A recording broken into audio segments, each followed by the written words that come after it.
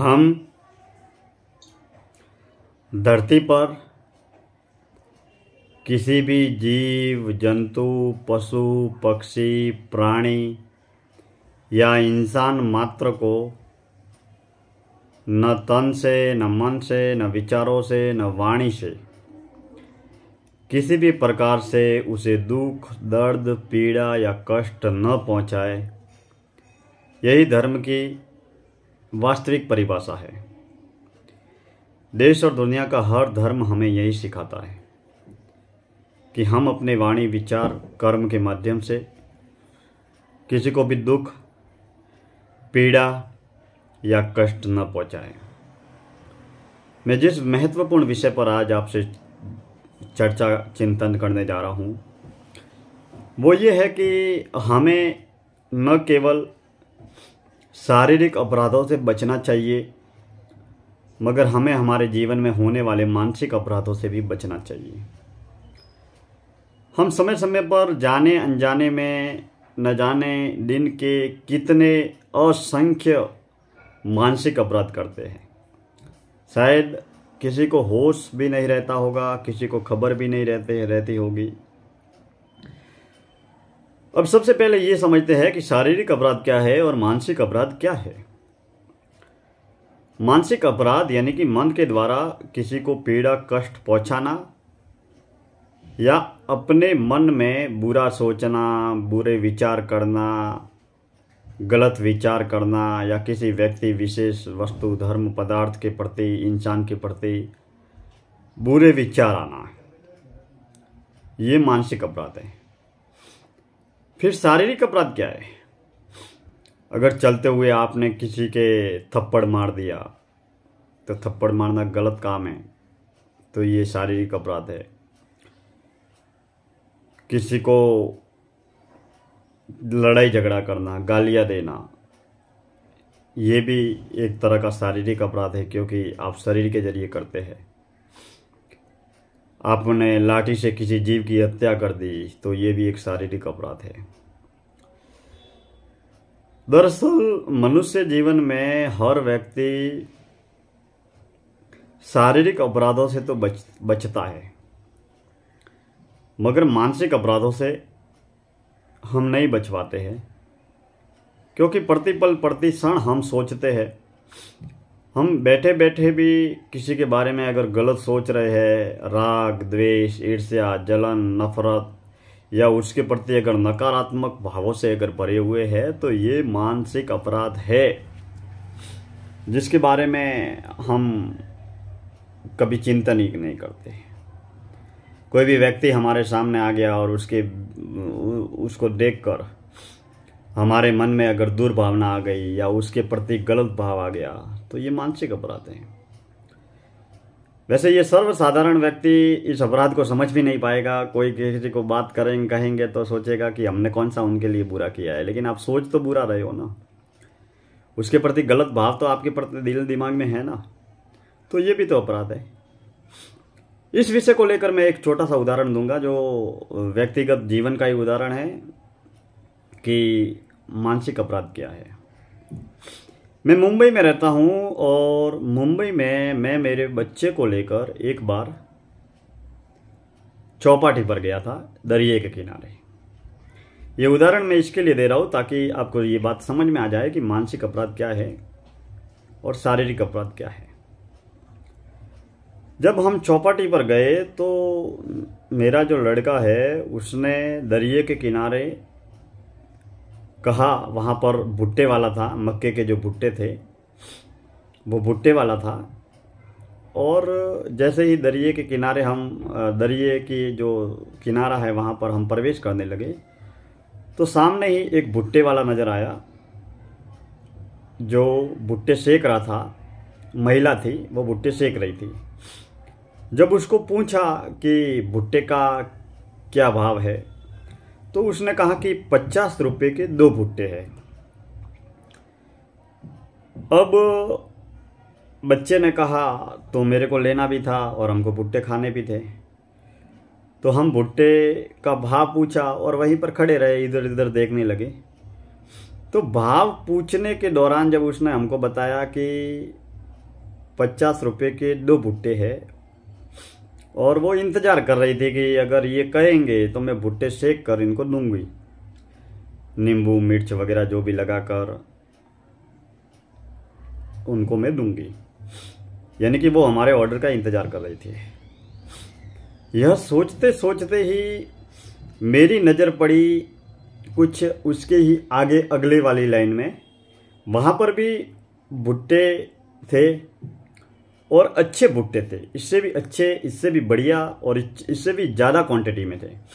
यहाँ अगर उसके पास में 40 भुट्टे थे तो उसके पास में 100-150 भुट्टे थे, मतलब अपनी चॉइस के अनुरूप भुट्टे ले सकते थे। तो मेरा लड़का ने कहा कि वहाँ भी भुट्टे मिल रहे हैं, देखो वहाँ पापा जी बहुत अच्छे अच्छे भुट्टे हैं, वहाँ चलते हैं और वहाँ भी दाम भी इतना ही है, तो वहाँ चलते हैं। तो मेरे दिल और दिमाग में एक बार तो ये आया कि दाम भी यही है, भाव भी यही है और वहाँ अच्छे भुट्टे मिल रहे हैं, इससे भी बढ़िया, इससे भी बड़े भुट्टे मिल रहे हैं, तो उसके पास में लेके जाके जाते हैं। मगर मैंने सोचा कि मैंने जब इस महिला को भाव दाम पूछ लिया है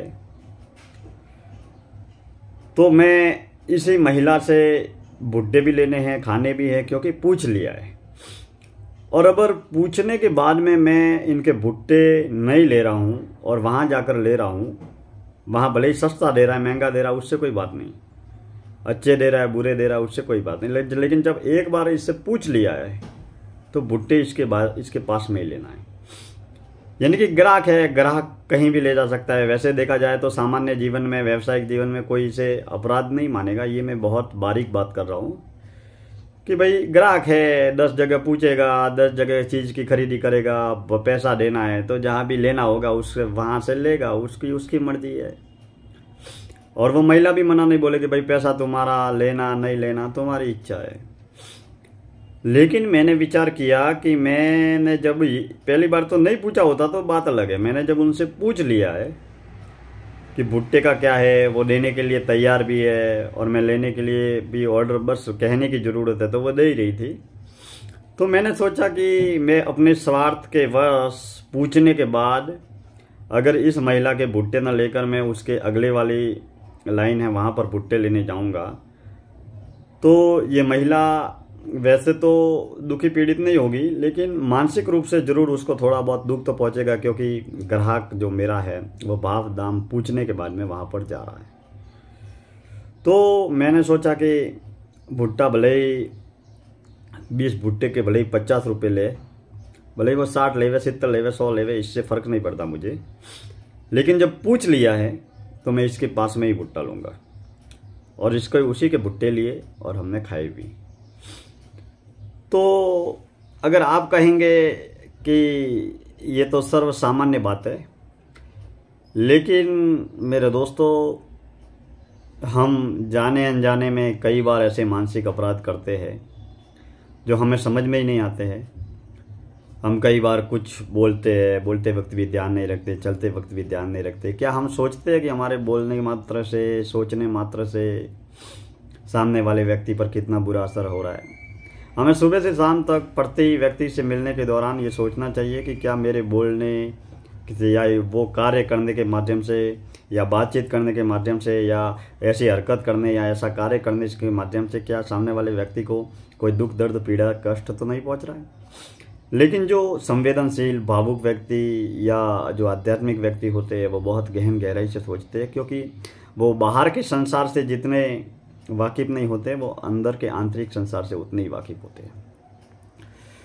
हम कहीं पर जा रहे हैं, एक उदाहरण और समझिए। ऐसे तो उदाहरणों की परमार है, एक उदाहरण और समझिए। जैसे हम कहीं पर जा रहे हैं, रेलवे स्टेशन पर जा रहे हैं, बाजार में जा रहे हैं, मार्केट में जा रहे हैं, दुकान में जा रहे हैं, और कहीं पर किसी व्यक्ति को देखकर हमारे अंदर उसके प्रति गलत भावना पैदा हो गई, दुर्भावना पैदा हो गई, बुरी भावना, गलत भावना, उसका बुरा करने की भावना पैदा हो गई। तो ये क्या है? ये भी तो एक मानसिक अपराध है। मानो या ना मानो, जब महान विद्वानों को, विचारकों को सुनते हैं तो दुनिया का हर आदमी मानसिक रूप से अपराधी है, क्योंकि सोचने पर और विचारों पे कोई कंट्रोल नहीं लगा सकता है। सोचने और विचारों पे जो पहुँचे हुए संत, ऋषि मुनि, तपस्वी होते हैं और उस चीज़ के जानकार है, वही अपराधी उस पर नियंत्रण लगा सकते हैं। लेकिन मानसिक रूप से तो आप यहाँ बैठे बैठे भी किसी के बारे में गलत सोच सकते हैं। अरे वो तो खराब आदमी है, किसी का बुराई कर रहे हैं, किसी का गलत सोच रहे हैं। बोलना एक अलग बात हो गई, बोलकर भी तो बुराई करते हैं, और सोच कर तो हम ना जाने कितने अपराध करते हैं दिन के, कितने सुबह से शाम तक। अगर जैसा सोच रहे हैं वैसा अगर वास्तव में जीवन में घटित होने लगे तो दुनिया का हर आदमी जेल में होगा, कैद खाने में होगा। तो मेरे इन तमाम उदाहरणों के पीछे औचित्य यही है कि हमें मानसिक अपराध से भी बचना चाहिए। अगर कोई बुरा व्यक्ति है, बुरा कर्म कर रहा है, तो वो उसका कर्म है, उसका कर्म उसको भुगतना है। आप अच्छे बनिए, आप अच्छा सोचिए। मैं तो ये कहता हूँ कि आप किसी अच्छे व्यक्ति के प्रति, भले व्यक्ति के प्रति तो दुनिया भला सोचती है, अच्छे व्यक्ति के प्रति दुनिया अच्छा सोचती है। अच्छा व्यक्ति है इसके लिए अच्छा सोच रहे। आप अपने आप को अपने आप के अंदर की सोच को इतना बदल दो कि कोई बुरा व्यक्ति भी अगर आपके पास में आ जाए, बुरा व्यक्ति भी आपके सामने आ जाए, तो उस बुरे व्यक्ति के प्रति भी आपका भाव अंदर से अच्छा होना चाहिए। केवल बोलने मात्र से नहीं कि मैं केवल अच्छी बातें कर रहा हूँ, सेवा, दया, प्रेम, परोपकार, अच्छी बातें कर रहा हूँ, प्रवचन दे रहा हूँ या बातें कर रहा हूँ या भाषण दे रहा हूँ, बहुत अच्छी ज्ञान ध्यान की बातें कर रहे। अरे अच्छी बातें तो दुनिया करती है। आप अंदर से आपका अंतःकरण पवित्र है या नहीं, ये अपने आप से इस छाती पर, इस कलेजे पर हाथ रखकर समय समय पर पूछा करें कि आपका अंतःकरण कितना पवित्र है, आपका मन कितना पवित्र है, आपका दिल कितना पवित्र है। उस ईश्वर को साक्षी मानकर आप अपने आप से पूछे। वाणी से तो इस दुनिया में हजारों लाखों लोग अच्छी बातें करते हैं, छोटे बड़े बूढ़े सब अच्छी बातें करते हैं। लेकिन जब आपका अंतःकरण जब पवित्र होगा, आपके मन की भावना जब पवित्र होगी, आपकी चित्त की वृत्ति पवित्र होगी, तब आपके अंदर, आपके जीवन में बहुत कुछ परिवर्तन घटेगा और उस परिवर्तन की अनुभूति और अनुभव आप स्वयं करेंगे। दिल से शुक्रिया। हम शारीरिक अपराधों से बचते हैं, तमाम तरह के अपराधों से बचते हैं, लेकिन हमें जीवन में अपनी सोच और विचारों के जरिए जो अपराध होते हैं उनके जरिए भी बचना चाहिए। बातों से बुरा नहीं कहना चाहिए, बातों से बुरा नहीं बोलना चाहिए, ये तो करना ही चाहिए, लेकिन पल पल, प्रतिपल, प्रतिक्षण और सजग और होश में रहकर ये सोचना चाहिए कि कहीं मैं मेरी वाणी से किसी के बारे में बुरा तो नहीं सोच रहा हूँ, मैं सोच और विचारों के माध्यम से कहीं पर मेरे दिल और दिमाग में कोई गलत विचार तो नहीं आ रहा है। और ऐसे उदाहरण अगर हमारे सामने भी आ जाए तो हमें ये सोचना चाहिए कि ईश्वर उसका भला करे, ईश्वर उसका कल्याण करे, उसकी सोच है, उसके कर्म है, लेकिन अपन उनके प्रति दुर्भावना न लाए। जब हम ऐसी सोच के साथ में, ऐसे विचारों के साथ में जीवन को आत्मसात करेंगे तो ये जीवन बहुत बदला हुआ मिलेगा। और जब आप बदलेंगे तो ये सृष्टि और ये ब्रह्मांड आपके ऊपर अनंत अपार कृपा दृष्टि भी बरसाएगा। यही जीवन का वास्तविक सत्य है। हम अगले विषय में किसी और नए विषय को लेकर चर्चा करेंगे, चिंतन करेंगे। आप जितने भी हमसे जुड़े हुए जितने भी बंधु है, भाई है, मित्र है, सभी का तहे दिल से शुक्रिया, बहुत बहुत हार्दिक आभार। हम मिलते रहेंगे और हमेशा जीवन, धर्म, दर्शन, व्यवसाय, परिवार से जुड़ी, समाज सेवा और समाज सुधार से जुड़ी हुई तमाम बातों को लेकर हम चर्चा और चिंतन करते रहेंगे। आपके विचारों का, आपके सलाह का, आपके सुझाव का, आपके मार्गदर्शन का हम तहे दिल से बहुत बहुत स्वागत करते हैं। धन्यवाद।